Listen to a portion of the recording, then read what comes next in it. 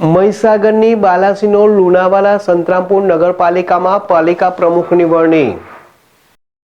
મહીસાગર જિલ્લાની બાલાસિનોર, લુણાવાડા અને સંતરામપુર 3 નગરપાલિકામાં યોજાયેલ ચૂંટણીઓમાં ભાજપની બહુમતીથી વિજય થયો હતો, ત્યારે આજે ઉપપ્રમુખની ચૂંટણી યોજાઈ હતી। આ ચૂંટણીમાં લુણાવાડા નગરપાલિકામાં પ્રમુખ તરીકે ડોક્ટર કીર્તિ પટેલ, ઉપપ્રમુખ તરીકે દિનેશ ડામોર અને કારોબારી ચેરમેન તરીકે સમીર મહેતા ચૂંટાઈ આવ્યા હતા।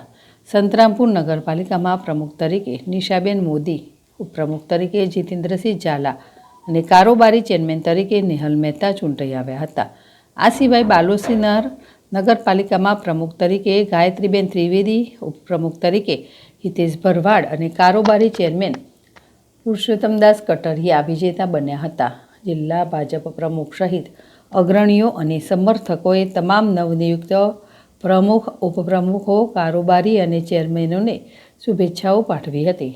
નવનિયુક્ત પ્રમુખે પ્રજાની સેવા કરવાની નેમ વ્યક્ત કરી હતી।